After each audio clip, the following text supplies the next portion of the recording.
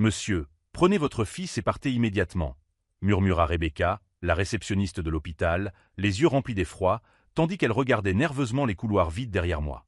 Il était 20h15 un mardi soir à Denver, dans le Colorado. J'étais là pour rendre visite à ma petite fille Emma, qui avait été hospitalisée après un accident de vélo. Du moins, c'est ce que mon fils David m'avait dit au téléphone quelques heures plus tôt. Rebecca me saisit fermement le bras. « Faites-moi confiance, s'il vous plaît. N'entrez pas dans cette chambre. Ne signez rien. Prenez simplement votre fils et partez d'ici immédiatement. » Ces mots m'ont frappé comme un coup de poing dans l'estomac.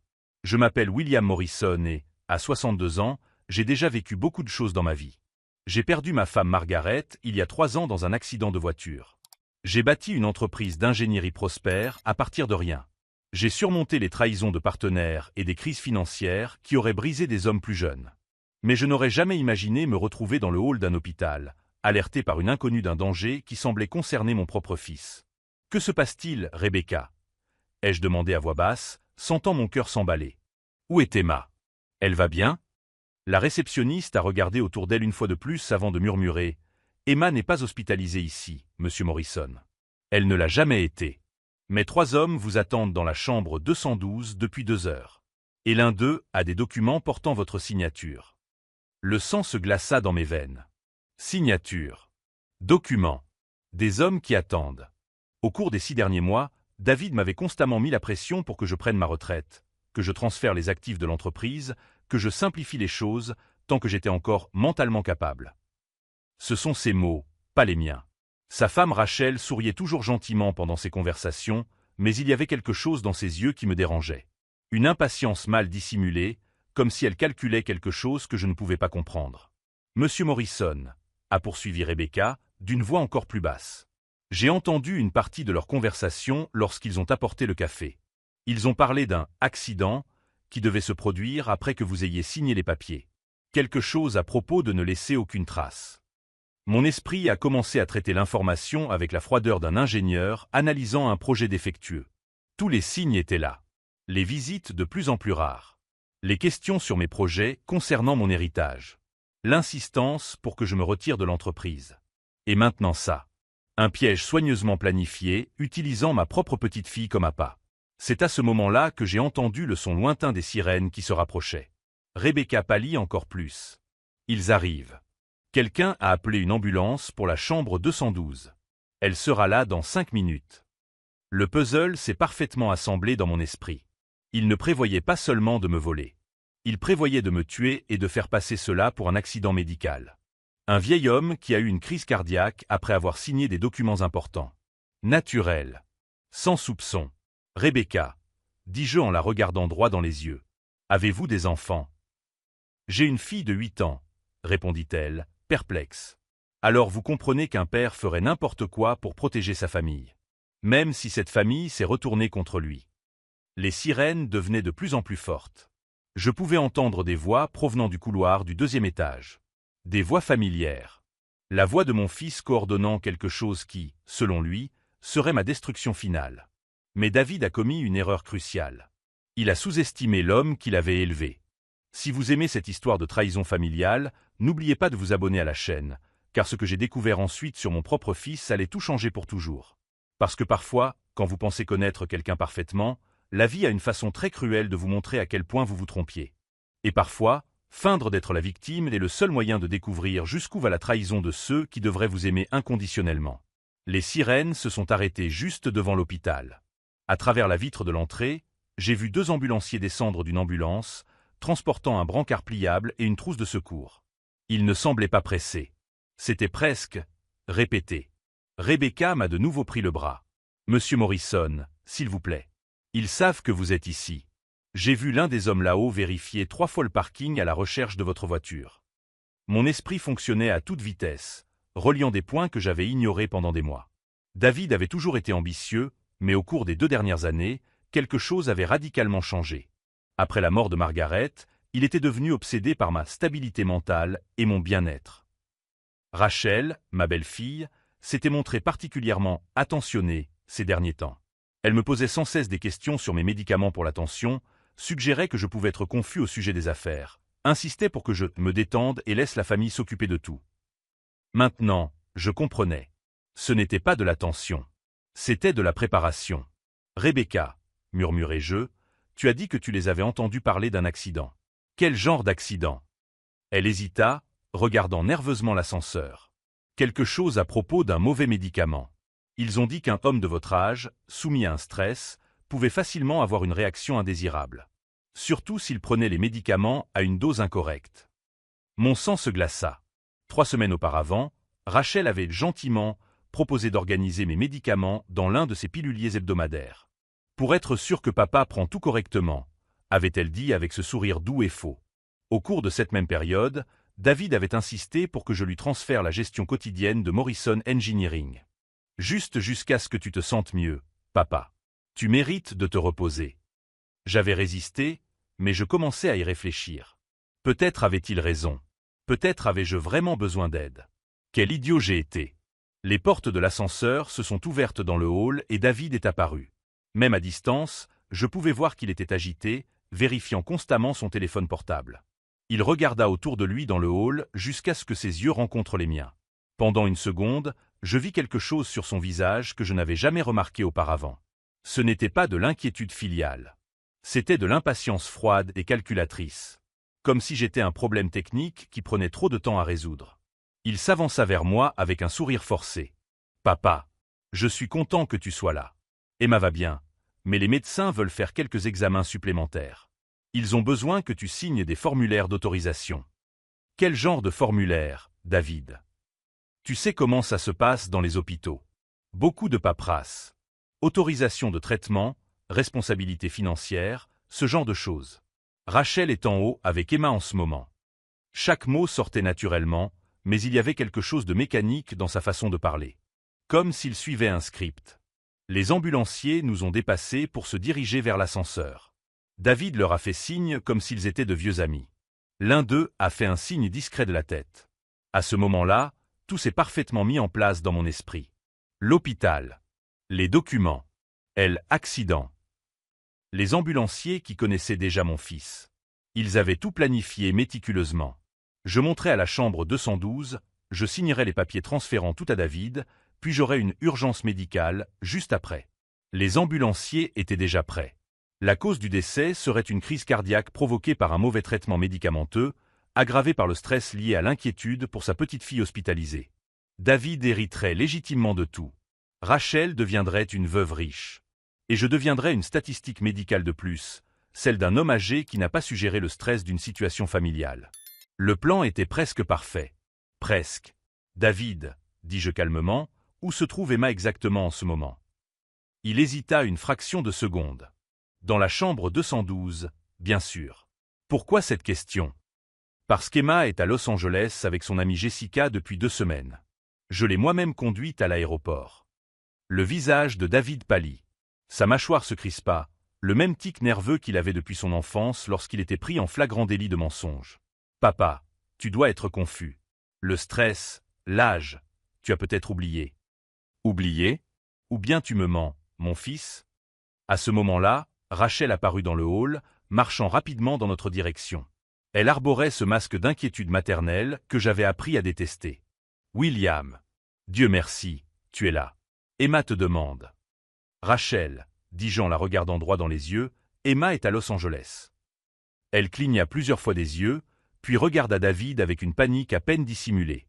C'est alors que je compris que Rachel était le cerveau de l'opération. David n'était qu'une façade, le fils inquiet, qui hériterait légitimement de tout. Mais Rachel était celle qui avait orchestré chaque détail. William, dit-elle doucement, es-tu sûr de ne pas confondre les dates? Ces derniers temps, tu sembles un peu désorienté. C'était brillant. Même maintenant, alors que le plan était dévoilé, elle essayait encore de me convaincre que j'étais le problème. Que ma propre mémoire n'était pas fiable. Les ambulanciers descendirent de l'ascenseur et s'approchèrent du groupe. L'un d'eux regarda David et murmura « Tout est prêt là-haut ». Rachel tapota l'épaule de l'ambulancier. « Merci, vous avez été très professionnel. » C'est à ce moment-là que j'ai su avec certitude, mon fils et ma belle-fille avaient l'intention de m'assassiner. Et sans le courage d'une réceptionniste qui ne me connaissait même pas, je serais mort dans l'heure qui a suivi. Mais ils ont commis une erreur fatale. Ils ont sous-estimé l'homme qui avait bâti une entreprise multimillionnaire à partir de rien. L'homme qui avait survécu à 3 crises économiques et à 2 divorces d'associés malhonnêtes. L'homme qui savait désormais exactement qui étaient ses véritables ennemis. Et la vengeance que j'étais sur le point d'orchestrer serait aussi méticuleuse et dévastatrice que le plan qu'ils avaient élaboré pour me détruire. Parce que quand on essaie de tuer un ingénieur, il vaut mieux être sûr de connaître toutes les spécifications du projet. Le secouriste qui avait chuchoté à l'oreille de David s'est approché de moi avec un sourire professionnel parfaitement répété. « Monsieur Morrison, je m'appelle Brad, je travaille pour les services médicaux d'urgence. Je crois comprendre que vous avez des problèmes d'hypertension ?» Ce n'était pas une question. C'était une confirmation d'un dossier qu'ils avaient déjà. « Des problèmes de tension ?» répétai-je en regardant Rachel droit dans les yeux. « C'est drôle, mon médecin n'en a jamais parlé lors de mes dernières consultations. » Rachel rit nerveusement. « William, vous savez comment sont les médecins. Ils minimisent toujours les choses pour ne pas inquiéter les patients âgés. » Aîné. Chaque mot qui sortait de sa bouche révélait désormais des couches de mépris que j'avais choisi d'ignorer pendant des années. Le deuxième ambulancier s'approcha avec une civière pliante. « Monsieur, il serait préférable que nous vous emmenions pour un examen rapide. Juste pour nous assurer que tout va bien avant que vous rendiez visite à votre petite fille. » David posa sa main sur mon épaule avec une pression qui n'était pas affectueuse, mais possessive. « Papa, ils veulent juste s'assurer que tu vas bien. Après cela, nous pourrons régler les papiers d'Emma et rentrer à la maison. » C'est à ce moment-là que j'ai remarqué un détail qui m'a glacé le sang. Le secouriste appelé Brad portait des gants en latex, mais il y avait une tache sombre au bout de son index. Ce n'était pas de la saleté. C'était de l'encre. La même encre bleue foncée que celle des stylos que j'utilisais pour signer des documents importants. Il s'était entraîné à imiter ma signature. Combien de fois? Sur combien de documents? Depuis combien de temps planifiait-il cela? Rebecca était toujours derrière le comptoir, faisant semblant de travailler, mais ses yeux croisaient constamment les miens. Elle savait que j'avais compris la gravité de la situation. « David, dis-je calmement, puis-je te parler un instant? En privé ?» Rachel s'avança. « William, je ne pense pas que ce soit le moment de discuter en famille. Tu sembles un peu confus, et les ambulanciers. » « Rachel, l'interrompis-je d'une voix que j'utilisais pour licencier des employés incompétents, je ne te parlais pas. » Le silence qui suivit était pesant. David regarda nerveusement sa femme, puis les ambulanciers, comme s'il avait besoin de la permission pour parler à son propre père. Cela m'apprit tout ce que j'avais besoin de savoir sur la hiérarchie de cette opération. Nous avons fait quelques pas vers la cafétéria de l'hôpital, suffisamment loin pour ne pas être entendus, mais toujours dans le champ de vision de Rachel et de ses complices en uniforme. « David, ai-je commencé à voix basse, depuis combien de temps es-tu au courant de l'argent des comptes offshore ?» Son visage pâlit. C'était une question test. Je n'avais pas de comptes offshore. Mais sa réaction me confirma qu'ils avaient enquêté sur mes finances beaucoup plus en profondeur que je ne l'imaginais. « Papa, je ne sais pas de quoi tu parles. 47 millions, David. C'est beaucoup d'argent pour disparaître comme ça. Tu ne trouves pas ?» Il se mit à transpirer. Il transpirait littéralement. Des gouttes se formaient sur son front alors qu'il essayait de traiter des informations sur de l'argent qui n'existait pas. « Comment je veux dire, je ne... Tu ne savais pas que je savais que tu savais. » Souris-je froidement. « Mon fils, pensais-tu vraiment qu'un homme n'atteindrait pas l'âge de 62 ans en bâtissant une entreprise multimillionnaire sans apprendre à protéger ses actifs? » C'était un mensonge, bien sûr. Mais David ne le savait pas. Et l'expression de panique grandissante sur son visage m'a révélé quelque chose de bien plus précieux que la vérité. Lui et Rachel avaient planifié mon assassinat en supposant qu'ils connaissaient toute ma situation financière. Ils avaient tort. « Papa, écoute, il vaudrait peut-être mieux en discuter à la maison, sans pression, sans de faux ambulanciers qui attendent pour me droguer. » Ses jambes ont failli se dérober sous lui. Il a regardé désespérément Rachel, qui observait notre conversation à distance avec une anxiété croissante. « David, ai-je poursuivi, ma voix portant désormais le poids de 3 décennies d'expérience dans le monde des affaires. Tu as exactement 30 secondes pour m'expliquer comment vous comptez simuler ma mort. »« Papa, pour l'amour de Dieu, tu délires. 25 secondes. Et chaque seconde que tu perds à me mentir augmente exponentiellement la valeur de tes futures conséquences. » Il craqua. Complètement. « C'était l'idée de Rachel, » murmura-t-il désespérément. « Elle a dit que tu devenais sénile, que nous allions tout perdre si nous n'agissions pas rapidement. Le plan était simple. Tu signerais le transfert de tes biens à mon nom, puis tu aurais une crise cardiaque causée par une interaction médicamenteuse. Naturelle. Sans soupçon. Chaque mot était un coup de poignard, non seulement à cause de la trahison, mais aussi à cause de la cruelle simplicité du stratagème. Et Emma? Où est vraiment ma petite fille? En Californie, comme vous l'avez dit. Mais Rachel pensait que vous ne vous souviendriez pas bien des dates, que nous pourrions vous convaincre que vous étiez ici. Vous avez gravement sous-estimé l'homme qui vous a élevé, David. C'est à ce moment-là que j'ai regardé autour de moi dans l'hôpital avec un regard complètement différent. Ce n'était plus un endroit où j'étais en danger. C'était un champ de bataille. Et je venais de découvrir que je connaissais le terrain bien mieux que mes ennemis. Au cours de ma carrière, j'ai été confronté à des tentatives d'acquisitions hostiles, à du sabotage industriel, au chantage de concurrents et même à une enquête fédérale montée de toutes pièces par un ancien associé vengeur. J'ai survécu à tout cela en utilisant la même stratégie, retourner les armes de mes adversaires contre eux-mêmes. Et maintenant, en regardant mon fils brisé devant moi et ma belle-fille calculatrice qui observait notre conversation, je savais exactement ce que je devais faire. David, dis-je en posant ma main sur son épaule avec une fausse compassion, je te remercie pour ton honnêteté. Maintenant, retournons voir Rachel et réglons cela en famille. La confusion dans ses yeux fut instantanée. Que voulez-vous dire? Je veux dire, répondis-je avec un sourire que Margaret trouvait toujours dangereux, que vous venez de me donner toutes les informations dont j'avais besoin pour transformer votre vie en un enfer bien plus créatif que tout ce que vous aviez prévu pour moi. Car si mon propre fils pensait pouvoir m'assassiner et hériter de ma fortune, il était sur le point de découvrir que sous-estimer William Morrison était la dernière erreur que l'on pouvait commettre.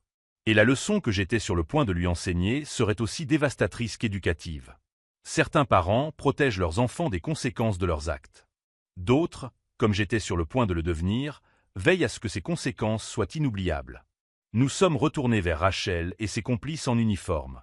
David essayait de retrouver son sang-froid, mais ses pas étaient hésitants, comme ceux d'un homme marchant vers son propre jugement. « Tout va bien, papa » demanda Rachel avec cette voix mielleuse qui me donnait désormais la nausée. « Vous avez mis beaucoup de temps à discuter. »« Juste des affaires de famille » répondis-je calmement, en observant les deux ambulanciers qui attendaient avec une patience professionnelle. David m'expliquait les documents que je dois signer. L'expression de soulagement sur son visage était presque comique. Elle pensait vraiment avoir gagné. « Parfait » dit-elle en accrochant son bras au mien de manière possessive. « Alors on peut monter maintenant?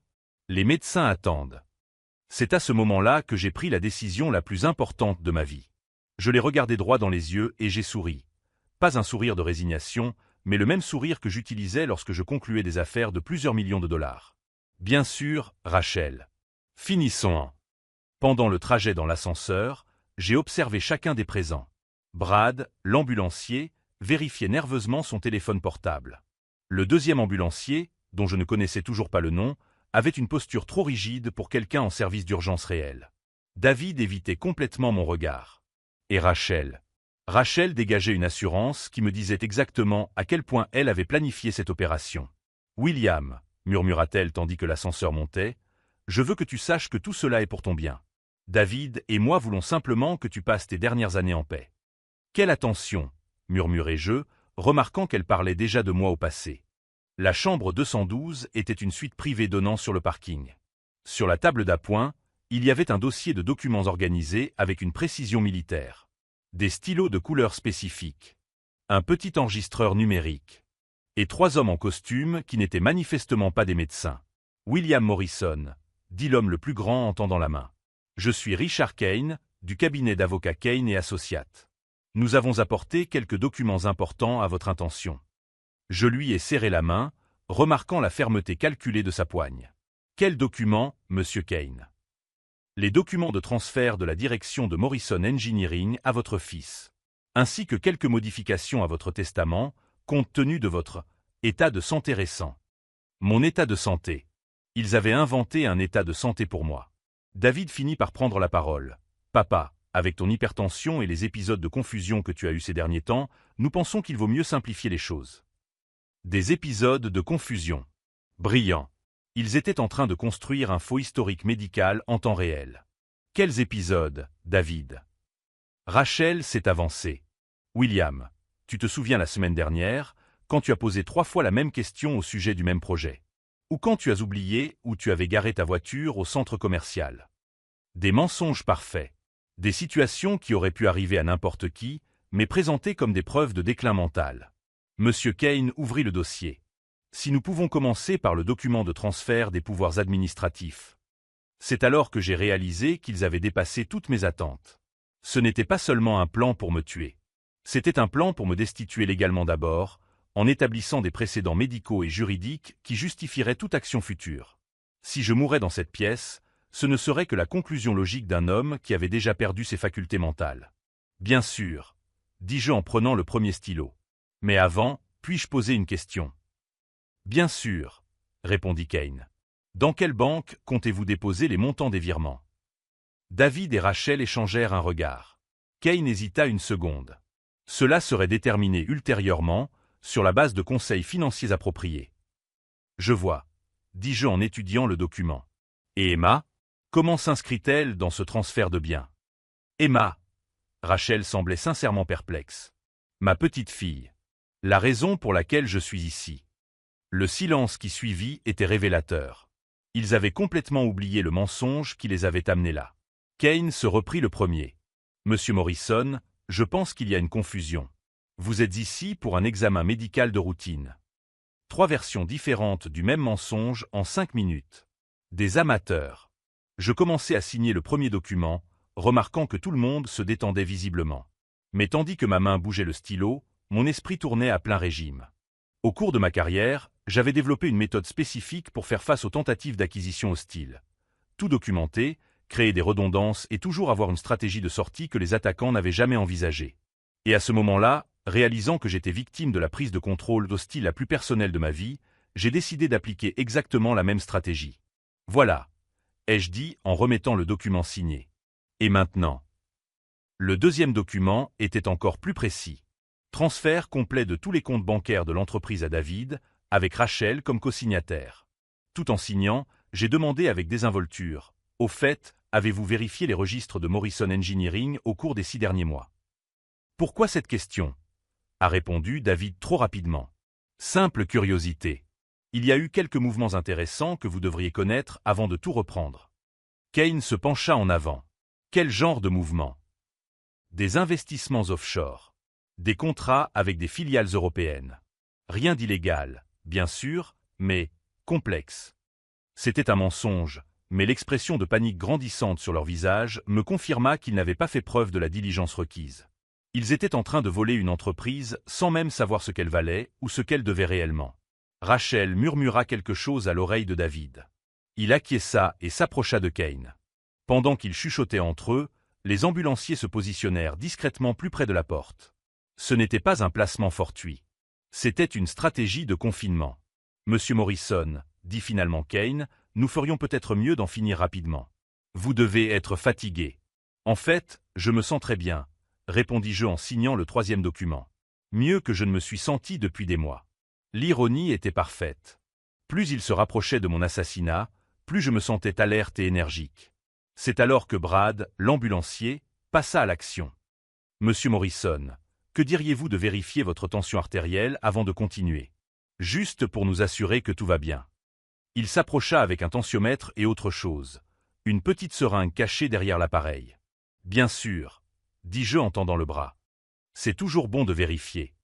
Pendant qu'il ajustait le brassard, j'ai murmuré assez bas pour que lui seul puisse m'entendre. Brad, avez-vous des enfants? Il a hésité, perplexe. Monsieur? Des enfants. Avez-vous des enfants? J'ai 2 garçons. Quel âge ont-ils? 7 et 9 ans, a-t-il répondu automatiquement, toujours perplexe quant à la tournure que prenait la conversation. Ce sont des âges importants, ai-je poursuivi calmement. Des âges où ils commencent à comprendre la différence entre le bien et le mal, à se forger une opinion sur le genre d'homme qu'est leur père. Ses mains ont commencé à trembler légèrement. La seringue restait cachée, mais il n'arrivait pas à poursuivre le mouvement. Monsieur Morrison, je... Depuis combien de temps êtes-vous ambulancier, Brad? 8 ans. Et en 8 ans, combien de fois avez-vous aidé à sauver des vies? Des centaines. Et aujourd'hui? Le silence était assourdissant. Brad regarda la seringue dans ses mains, puis David et Rachel, qui l'observaient avec impatience. Aujourd'hui, murmurai-je à son oreille, allez-vous raconter à vos enfants que vous avez sauvé une vie ou que vous en avez pris une? Brad recula d'un pas. La seringue tomba par terre. Je ne peux pas faire ça, dit-il, la voix brisée. C'est à ce moment-là que je sus que j'avais remporté la première bataille. Mais la guerre ne faisait que commencer. Rachel s'avança comme un serpent. « William, tu perturbes Brad. Tu ferais peut-être mieux de te reposer un peu. »« Non, Rachel, dis-je en me levant lentement. Je pense que je ferais mieux de rentrer chez moi et de réévaluer certaines choses. En particulier ma situation familiale. » Le masque tomba enfin de son visage. Son expression douce disparut, remplacée par quelque chose de froid et de calculateur. « Tu ne vas nulle part, William. Nous sommes allés trop loin pour nous arrêter maintenant. » Et c'est avec cette phrase qu'elle a révélé quelque chose qui allait complètement changer ma stratégie de vengeance. Parce que si vous suivez cette histoire jusqu'ici et que vous voulez voir comment un homme de 62 ans transforme sa propre famille en leçon de vie, n'oubliez pas de vous abonner à la chaîne. Car parfois, sous-estimer l'expérience de quelqu'un qui a bâti un empire à partir de rien n'est la dernière erreur que certaines personnes commettent dans leur vie. Et Rachel était sur le point de découvrir que lorsque vous attaquez un ingénieur, il vaut mieux avoir calculé toutes les variables de la structure que vous essayez de démolir. L'expression sur le visage de Rachel a complètement changé lorsqu'elle a prononcé ces mots fatidiques. « Nous sommes allés trop loin pour nous arrêter maintenant. » C'était comme si un masque était enfin tombé, révélant le vrai visage de la femme que j'avais à tort considérée comme ma famille pendant des années. Choix de mots intéressant, Rachel, ai-je dit en me levant lentement et en ajustant ma veste. Parce qu'en fait, vous n'êtes pas allé assez loin. Kane, l'avocat, fronça les sourcils. Monsieur Morrison, que voulez-vous dire exactement? Je dis que vous avez commis l'erreur la plus élémentaire dans toute opération. Vous avez sous-estimé votre cible. Je me dirigeai vers la fenêtre, observant le parking. Pensez-vous vraiment qu'un homme n'atteint pas l'âge de 62 ans en bâtissant un empire sans apprendre à identifier les prédateurs? David retrouva enfin sa voix. Papa, de quoi parles-tu? Tu as signé les documents. Ah, je les ai signés, confirmai-je en me tournant vers eux. Mais avez-vous vérifié qu'il s'agissait des bons documents? Le silence qui suivit fut assourdissant. Kane fut le premier à réagir, ramassant rapidement les papiers sur la table. Son expression changea radicalement tandis qu'il les lisait. Ce ne sont pas les documents que nous avons préparés, murmura-t-il.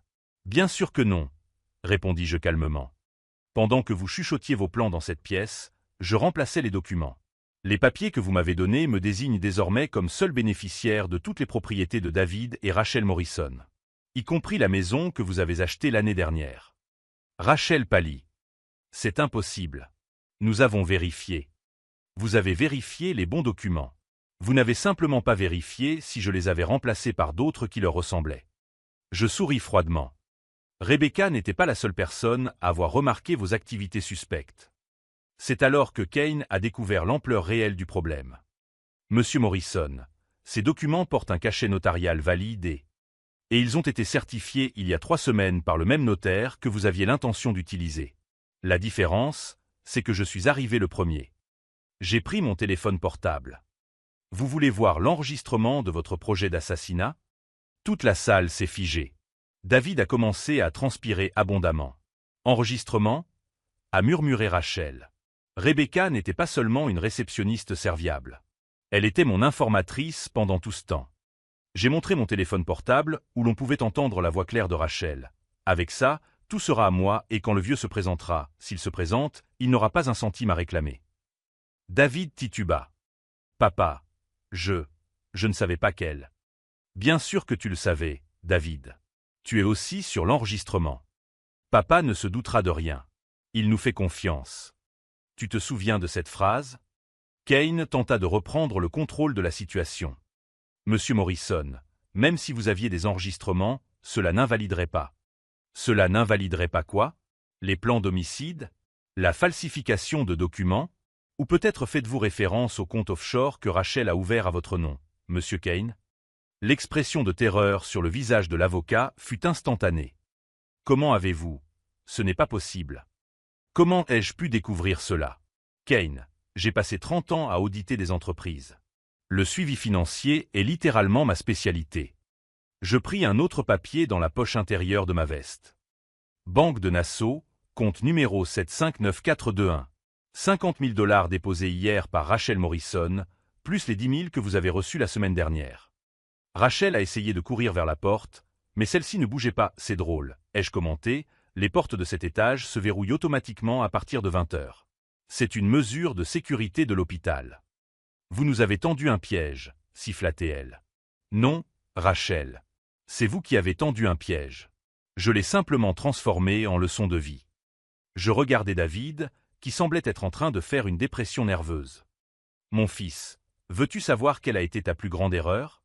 Il me regarda, les yeux rougis par les larmes. Laquelle? Tu as oublié à qui tu avais affaire. Je ne suis pas seulement ton père.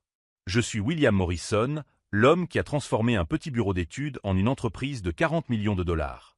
Tu pensais vraiment que je ne remarquerais pas des mouvements suspects sur mes propres comptes? Kane tenta un dernier coup. Monsieur Morrison, tout cela est très émotionnel, mais légalement. Légalement, Monsieur Kane, le FBI monte à cet étage en ce moment même.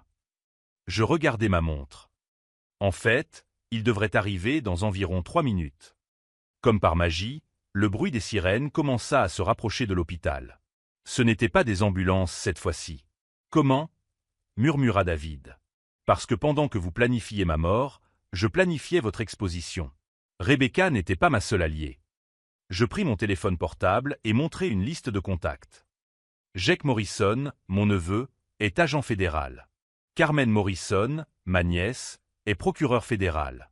Et Michael Morrison, mon cousin, est juge fédéral. La prise de conscience frappa Rachel comme un coup de massue. La famille Morrison. Elle est bien plus importante que ce que vous avez découvert. Je souris avec une satisfaction sincère. Vous avez enquêté sur ma situation financière, mes habitudes, ma routine. Mais vous avez oublié de vous renseigner sur mon arbre généalogique. Les sirènes s'arrêtèrent devant l'hôpital. Des pas lourds résonnèrent dans le couloir. David s'effondra sur une chaise, complètement abattu. « Papa, je suis désolé. » « David, dis-je, ma voix exprimant enfin toute la douleur d'un père trahi, tu as essayé de me tuer. Des excuses ne suffiront pas. » La porte s'ouvrit et 3 agents fédéraux entrèrent dans la chambre, suivis par le shérif du comté. « Monsieur Morrison, » dit l'agent en chef. « Je suis l'agent Foster. Nous avons reçu votre plainte. » Kane tenta un dernier geste désespéré. « Agent, je suis avocat et je peux vous expliquer. » Kane et Associates a été fermé il y a 2 heures sur ordre fédéral, répondit froidement l'agent. Et vous avez un mandat d'arrêt pour association de malfaiteurs et tentative de meurtre. Rachel tenta de négocier. Agent, il y a eu un malentendu. Madame, l'enregistrement que nous avons reçu est très clair quant à vos intentions. Il se tourna vers moi. Monsieur Morrison, avez-vous les preuves dont vous avez parlé? Je lui tendis une enveloppe scellée. Des documents financiers, des enregistrements audio, des vidéos de surveillance de l'hôpital des 3 derniers jours et une liste complète de tous les comptes bancaires concernés. David me regarda avec un mélange de terreur et de respect. Depuis combien de temps êtes-vous au courant? Depuis le premier jour où Rachel a suggéré que vous repreniez l'entreprise, mon fils. Depuis le premier médicament qu'elle a organisé pour moi. Depuis la première fois où vous avez menti sur l'endroit où se trouvait Emma. J'ai fait une pause. Vous n'avez pas été malin. Vous avez été prévisible. Les agents ont commencé à lire leurs droits. Alors qu'ils menottaient Rachel, elle m'a regardé avec une haine pure. Vous ne pourrez pas vivre avec ça, William. Détruire ta propre famille. Rachel, dis-je calmement, vous avez détruit la famille dès l'instant où vous avez décidé de m'assassiner pour de l'argent. Je n'ai fait que documenter la destruction. David fut le dernier à être menotté. Avant d'être emmené, il me regarda une dernière fois. Papa, y a-t-il une chance que tu me pardonnes un jour? J'ai regardé profondément dans les yeux de l'homme que j'avais élevé, éduqué et aimé inconditionnellement. Le même homme qui avait méticuleusement planifié ma mort. David, ai-je répondu d'une voix brisée, le pardon se mérite. Et tu as toute une vie en prison pour y réfléchir. Alors qu'ils étaient emmenés, Rebecca apparut à la porte avec un sourire soulagé. Monsieur Morrison, tout va bien? Maintenant, oui, ma chère. Merci beaucoup. Vous saviez que je vous aiderais? Rebecca, dis-je en prenant mon manteau, j'ai appris très tôt dans la vie que les bonnes personnes reconnaissent les bonnes personnes. Vous m'avez sauvé le premier jour. Je vous ai simplement rendu l'appareil. Nous avons quitté l'hôpital ensemble. Dehors, les lumières bleues et rouges illuminaient la nuit. En regardant le van du FBI s'éloigner avec ce qui restait de ma famille, j'ai ressenti un étrange mélange de soulagement et de tristesse. « Monsieur Morrison, » a demandé Rebecca doucement, « que vas-tu faire maintenant ?» J'ai regardé le ciel nocturne de Denver. « Maintenant, Rebecca, je vais vivre le reste de ma vie en sachant que j'ai choisi la justice plutôt qu'une famille toxique. Et c'est un choix avec lequel je peux vivre en paix. Parce que parfois, lorsque les personnes que vous aimez le plus deviennent celles qui veulent le plus vous détruire, la seule chose qui reste à faire est de leur montrer que sous-estimer quelqu'un qui a survécu à 6 décennies de vie est la dernière erreur que l'on puisse commettre. Et tandis que je marchais vers ma voiture en cette froide nuit du Colorado, je savais que David et Rachel venaient d'apprendre cette leçon de la manière la plus douloureuse qui soit. 6 mois plus tard, j'étais assis dans l'ancien bureau de David chez Morrison Engineering, désormais entièrement rénové. Les murs sombres qu'il avait choisis avaient été remplacés par du verre transparent et du bois clair. Le symbolisme n'était pas une coïncidence. Le téléphone a sonné. C'était Jake, mon neveu qui travaille au FBI. « Oncle William, j'ai pensé que tu aimerais savoir. David a été condamné à 12 ans pour tentative de meurtre et fraude. Rachel a écopé de 15 ans en tant que chef de l'opération. Kane a été radié du barreau et a été condamné à 20 ans. Et les ambulanciers? Brad a pleinement coopéré. Il a été condamné à 2 ans de liberté conditionnelle et effectue des travaux d'intérêt général dans un hôpital pour enfants. L'autre, Marcus, qui a refusé de coopérer, a été condamné à 5 ans. Brad m'avait rendu visite 2 semaines après les événements de l'hôpital. Il avait amené ses 2 enfants pour me présenter ses excuses en personne. J'ai vu dans les yeux de cet homme une véritable transformation. Parfois, il faut presque tout perdre pour trouver qui on est vraiment. La porte du bureau s'ouvrit et Emma entra en courant, de retour de son voyage en Californie. À 10 ans, elle ne comprenait pas encore tout à fait ce qui s'était passé, seulement que papa et maman avaient commis de graves erreurs et ne pouvaient pas la voir pendant très longtemps. « Grand-père William !» s'écria-t-elle en se jetant dans mes bras. « Tu m'as manqué.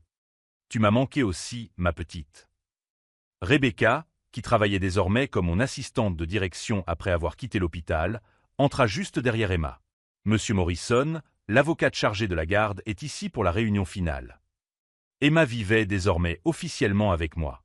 David avait signé les papiers de transfert de garde à la prison, l'une des seules bonnes choses qu'il ait faites pendant toute cette procédure. Lors de l'audience de garde, le juge avait demandé à Emma où elle voulait vivre. Sa réponse avait été simple, avec grand-père William. Il ne m'a jamais menti. La transformation de ma vie était complète. Morrison Engineering prospérait sous une nouvelle direction éthique. J'avais mis en place un conseil consultatif des employés, une transparence financière totale et un programme d'éthique d'entreprise qui était devenu un modèle pour d'autres entreprises de la région. Mais le plus grand changement a été personnel. Emma m'a appris que protéger sa famille ne signifie pas accepter la toxicité. Cela signifie identifier qui mérite vraiment ce titre sacré. Rachel n'a plus jamais tenté de me contacter. Selon Jake, elle avait engagé le meilleur avocat que l'argent pouvait acheter, mais il n'y avait aucune défense possible contre des enregistrements vocaux planifiant un meurtre. David, en revanche, m'écrivait de prison 1 fois par mois. Des lettres pleines de regrets sincères et de questions sur Emma. Je répondais à toutes, le tenant informé de la croissance de sa fille, mais lui faisant clairement comprendre que le pardon serait quelque chose qui s'obtiendrait au fil des années par un véritable changement, et non par des mots écrits sur du papier de prison. « Grand-père », a dit Emma pendant que nous rangions ses fournitures scolaires, « papa pourra-t-il encore rentrer à la maison un jour ?» « Emma », répondis-je avec précaution, « les personnes qui font de mauvais choix doivent parfois s'éloigner pendant longtemps pour apprendre à faire de meilleurs choix. Ce qui importe, c'est que tu auras toujours un foyer sur ici avec moi. Et s'il apprend, nous en discuterons le moment venu. Mais pour l'instant, notre famille se compose uniquement de nous deux, et c'est parfait. » Dans sa dernière lettre, David écrivait « Papa, je comprends que tu ne me pardonnes jamais. Mais je veux qu'Emma sache que le plus grand regret de ma vie a été de choisir l'argent plutôt que ma famille. Tu nous as enseigné des valeurs que j'ai abandonnées par ambition. Je réalise maintenant que le véritable échec n'a pas été de perdre ma fortune, mais de perdre ta confiance. J'ai conservé cette lettre avec toutes les autres. Peut-être qu'un jour Emma voudra les lire. Peut-être comprendra-t-elle que les gens peuvent changer, mais que le véritable changement exige du temps, des sacrifices et des preuves par l'action. Rebecca a frappé à la porte. Monsieur Morrison, la journaliste du Denver Post, est arrivée pour l'interview. Quelle interview? Au sujet du programme d'éthique commerciale que nous avons mis en place. Apparemment, notre histoire a inspiré d'autres entreprises familiales à revoir leur structure de gouvernance. Je souris. J'avais complètement oublié. Au cours des derniers mois, plusieurs entreprises m'avaient contacté pour me demander conseil sur la manière de protéger les entreprises familiales des conflits internes. Emma, tu veux rencontrer une vraie journaliste? Ses yeux brillèrent. Je peux lui poser des questions aussi. Bien sûr. Alors que nous marchions vers la salle de réunion, je repensais à tout ce chemin parcouru. William Morrison, qui était entré dans cet hôpital 6 mois plus tôt, était un homme naïf qui croyait que l'amour familial était inconditionnel. Le William Morrison d'aujourd'hui savait que le véritable amour signifie parfois établir des limites strictes pour protéger ceux qui comptent vraiment. L'intervieweuse, une femme d'âge mûr nommée Sarah, avait préparé des questions axées sur la transformation de l'entreprise, mais elle s'est vite rendue compte que l'histoire réelle portait sur la transformation humaine. Monsieur Morrison, quelle est la leçon la plus importante que vous avez tirée de toute cette expérience? J'ai regardé Emma, qui dessinait à côté de moi, complètement confiante et heureuse. J'ai appris que nous ne devons pas tolérer la toxicité au nom de l'amour. Que la vraie famille se définit par des choix, pas par le sang. Et que parfois, pour sauver ce qui est vraiment précieux, nous devons avoir le courage de laisser partir ce qui était déjà perdu. Des regrets. Un seul. Je regrette de ne pas avoir agi plus tôt. Si cette histoire de dépassement de soi et de transformation familiale vous a touché, n'oubliez pas de vous abonner à la chaîne pour découvrir d'autres histoires de personnes qui ont trouvé leur force dans les moments les plus difficiles. Car au final, William Morrison n'était pas seulement un homme qui avait survécu à une tentative de meurtre. C'était un grand-père qui avait choisi de construire un foyer où sa petite fille grandirait en sachant que le véritable amour protège, il ne détruit pas.